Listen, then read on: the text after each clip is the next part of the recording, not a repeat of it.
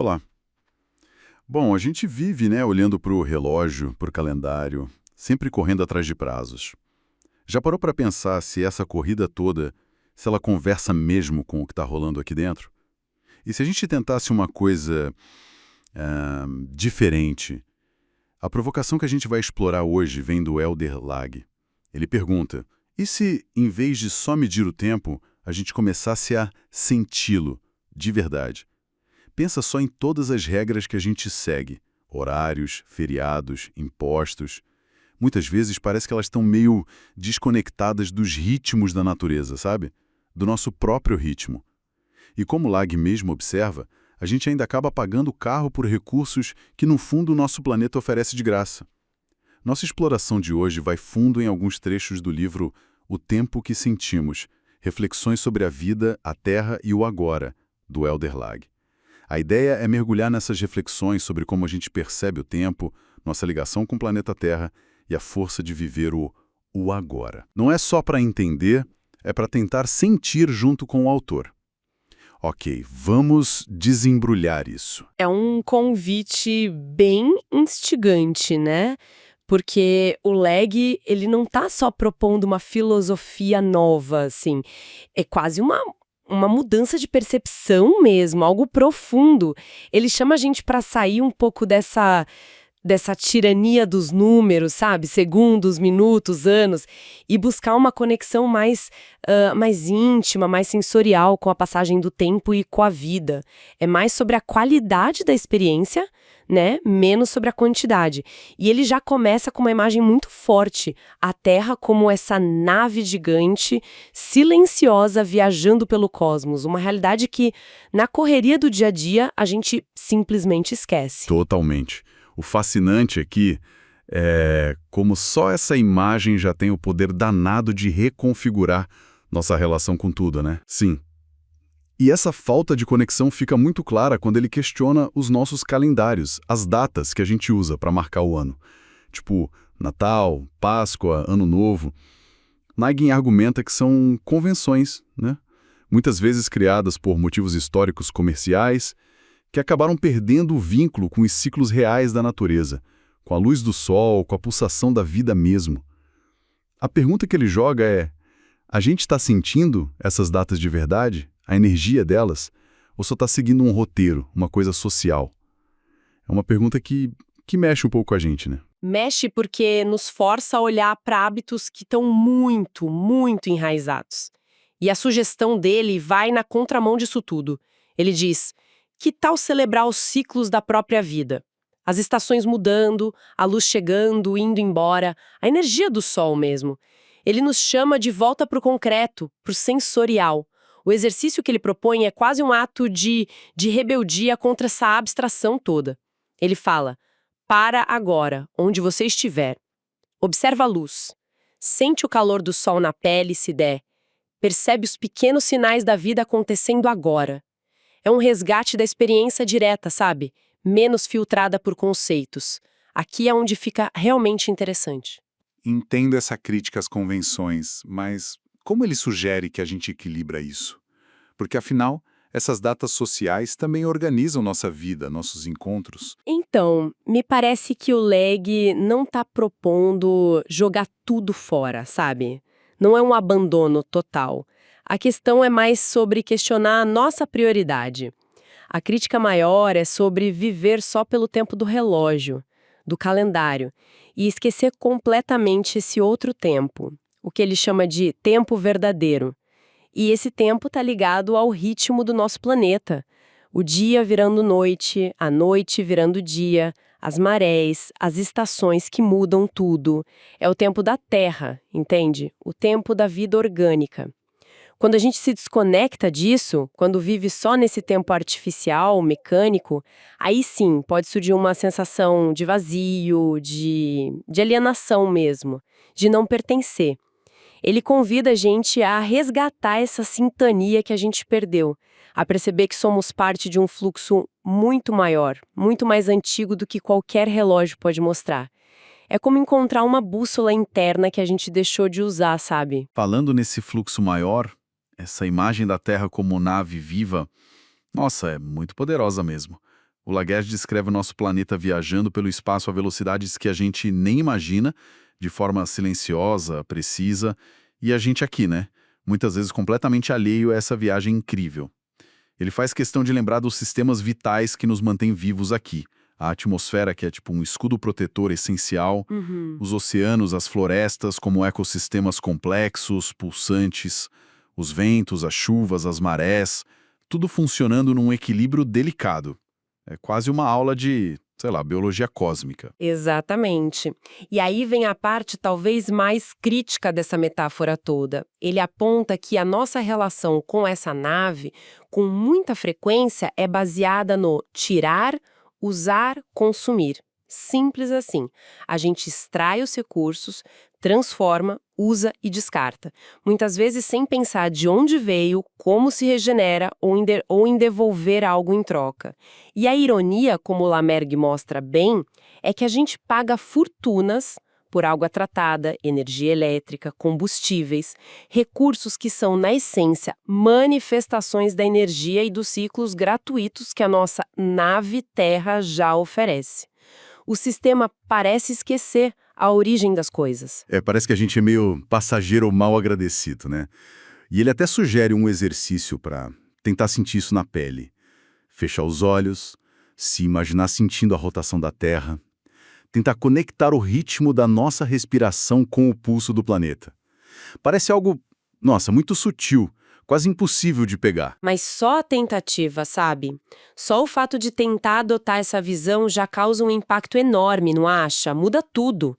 Deixa de ser eu e o planeta e passa a ser eu como parte do planeta. A gente sai da posição de mero habitante ou explorador para se entender como tripulante, como parte essencial desse sistema vivo, interconectado e, claro, finito.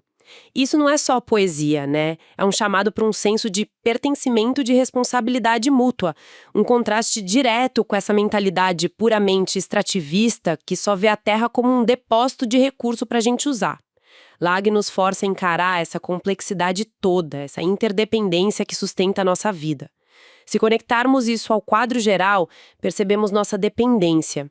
Se somos tripulação, cada ação nossa importa para a nave inteira. E essa conexão que o Lag propõe, ela não fica só no aqui e agora, na nossa relação atual com a nave Terra, né? Ele puxa a gente para uma conexão muito mais profunda com o passado.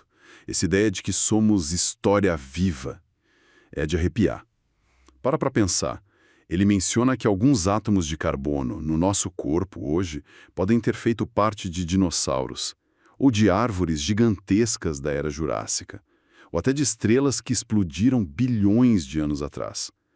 Nossas células, nosso DNA, carregam o resultado de milhões, talvez bilhões de gerações que se adaptaram e sobreviveram antes de nós. Nós somos o passado se transformando no presente. Exato. Nosso corpo, nesse exato instante, não é uma coisa isolada no tempo. É a ponta de lança de um processo imenso. A continuidade viva de todo esse passado. O passado não está morto e enterrado. Ele está aqui, agora, reconfigurado, respirando através da gente. Cada inspiração, cada expiração, como o Lag coloca tão bem, vira um elo concreto entre o que já foi, o que é agora e o que ainda está por vir. É uma perspectiva que dissolve aquela rigidez da linha do tempo, sabe? O exercício que ele sugere para isso é quase uma meditação, né? Imaginar nossas células como pequenas viajantes do tempo carregando ecos de eras passadas. É vertiginoso pensar nisso. E o que isso faz com a nossa ideia de eu, né? Isso levanta uma questão importante sobre nossa identidade e lugar no universo. Essa noção de uma conexão material e temporal tão profunda desafia de frente aquela visão moderna do indivíduo como uma entidade separada, isolada dos outros, da história. Se a gente é feito de poeira de estrelas, como se diz, e se a gente carrega a memória evolutiva da vida dentro da gente, então essa separação toda é, em grande parte, uma construção mental. E essa perspectiva dá uma dimensão completamente nova para a ideia de presença que o Lang tanto valoriza. O presente deixa de ser só um pontinho fugaz no tempo. Ele se torna um momento carregado de significado, contendo todo o passado e semeando o futuro. Estar presente, então, é estar consciente dessa imensa tapeçaria temporal e material da qual a gente é só um fio vibrante. Isso nos leva direto pro coração da proposta do Lag, o poder do agora. Ele é muito claro quanto a isso. O agora não se mede, não cabe em segundos ou minutos. O agora se sente. E como fazer isso no meio da correria toda? Ele sugere ações que parecem surpreendentemente simples, quase banais até, mas que a gente ignora na maior parte do tempo. Prestar atenção na respiração, por exemplo. Sentir a luz, seja do sol ou artificial, tocando a pele. Ouvir os sons ao redor, o vento nas folhas, o barulho da rua, o burburinho de vozes, até o silêncio entre os sons. São ações que ancoram a gente imediatamente na experiência física, sensorial. O Lag explica que fazer isso, perceber o presente com os sentidos abertos, nos alinha com o que ele chama de tempo da luz, da terra, da vida. É como se a gente ajustasse nossa frequência interna, sabe? Para vibrar em sintonia com o ritmo natural das coisas. Celebrar o agora, para ele, não é só pensamento positivo vazio. É entrar ativamente nesse fluxo maior da existência. O exercício que ele propõe para isso é bem direto. Reserve 5 minutos, só 5. E nesses minutos, simplesmente observe, sinta, esteja ali. Sem a pressão de ter que fazer alguma coisa, produzir, medir. Apenas ser. Então, o que tudo isso significa? Parece simples na teoria, mas parar 5 minutos, hoje em dia, pode ser um desafio enorme. Por que ele insiste tanto nessa presença? Porque na visão dele, a presença é o portal. É a única maneira de acessar esse tal tempo verdadeiro e escapar um pouco da ilusão do tempo fabricado pelo relógio. Aquele tempo que prende a gente na ansiedade sobre o futuro ou fica remoendo o passado. Sabe, estar presente nessas ações simples, sentir a respiração, a luz, os sons, é um ato deliberado de sintonia. Não é sobre esvaziar a mente, como algumas práticas talvez sugiram, mas sobre preenchê-la com a realidade concreta do aqui e agora. É nesse estado de atenção plena ao momento que a conexão com a Terra como nave viva, com o passado pulsando em nós e com a energia vital se torna não só uma ideia, mas uma experiência palpável, sentida. A presença é a chave que abre essas outras portas todas. E falando em energia vital, o Lag também dedica uma parte importante das reflexões dele ao fluxo de energia e como a gente se relaciona com ele. Ele lembra a gente de algo bem básico, mas que a gente esquece fácil. Toda a energia que a gente usa, a eletricidade que ilumina a nossa casa, a comida que a gente come, a água que bebe, o combustível que move o carro, tudo, absolutamente tudo, vem originalmente da Terra. O planeta não é só um palco onde a vida acontece. Ele é a fonte de tudo. Ele capta a energia do Sol, transforma, redistribui através de ciclos supercomplexos, mantendo um equilíbrio dinâmico. E ter consciência desse fluxo constante, segundo o Lag, tem o potencial de transformar radicalmente nossa relação com o consumo. Deixa de ser um ato automático, impensado, tipo pegar, usar, jogar fora, e pode se tornar um ato de reconhecimento, quase de reverência. Perceber que cada gole de água, cada garfada de comida, cada watt de energia é parte de um ciclo muito maior que nos sustenta, conectado à nossa nave. O exercício aqui é quase energético, tentar sentir esse fluxo, sabe? Imaginar a energia vindo da terra, nutrindo o corpo e talvez cada batida do coração como uma troca, uma pulsação em sintonia com o planeta. E essa consciência do fluxo leva a gente quase que naturalmente para a ideia de devolver a Terra, né? Se tudo vem da Terra, se a gente é sustentado por essa nave, o Lagar sugere que participar conscientemente desse ciclo também implica em encontrar formas de devolver. Ele não coloca isso como uma obrigação, um peso, mas como um ato de consciência mesmo, de participação ativa e grata no ciclo da vida. Exatamente. E o que seria esse devolver? Não é só sobre reciclagem ou ações pontuais, embora elas sejam importantes, claro. é mais profundo. É respeitar os ciclos naturais da água, dos nutrientes no solo, é cuidar dos rios, das florestas, da biodiversidade, que são os sistemas vitais da nossa nave. É plantar, preservar, ajudar a restaurar o que foi degradado. É agir com a consciência de que somos parte de um sistema interconectado. Quando a gente devolve energia para a Terra, seja com ações concretas ou mesmo com uma atitude de respeito e cuidado, a gente está, de certa forma, fechando o ciclo de forma consciente, reconhecendo nossa interdependência. Então, devolver seria como completar a respiração. A gente inspira o que a Terra nos dá e expira de volta cuidado, atenção, ações que regeneram. É uma ótima analogia, sim. Devolver, na perspectiva do Lag, meio que sintetiza essa filosofia toda. Conecta a consciência do fluxo de energia, o consumo mais atento e essa visão da Terra como sistema vivo. Não é só uma questão ecológica isolada, é sobre assumir nosso papel de tripulantes responsáveis, né? É fechar o circuito energético com consciência e gratidão, em vez de operar só na lógica da extração e do descarte. É uma forma de alinhar nossas ações do dia a dia com o tempo verdadeiro da Terra. Aquele tempo dos ciclos, da renovação, da sustentabilidade real. E o exercício final que ele sugere é justamente esse: pensar numa pequena ação, hoje mesmo, que represente essa devolução e sentir a conexão nesse gesto. Estamos questionando essa tirania do tempo medido pelo relógio e buscando o tempo sentido, aquele que pulsa com a vida. Reconhecemos a Terra não mais como um cenário parado, mas como nossa nave viva, dinâmica, viajando pelo cosmos. Mergulhamos fundo na nossa conexão com o passado, percebendo a história do universo nos nossos próprios corpos. Valorizamos o agora como portal para todas essas conexões importantes. E, por fim, refletimos sobre a nossa participação nesse fluxo de energia, entendendo a importância não só de receber, mas de devolver à Terra, como um ato de presença e de responsabilidade.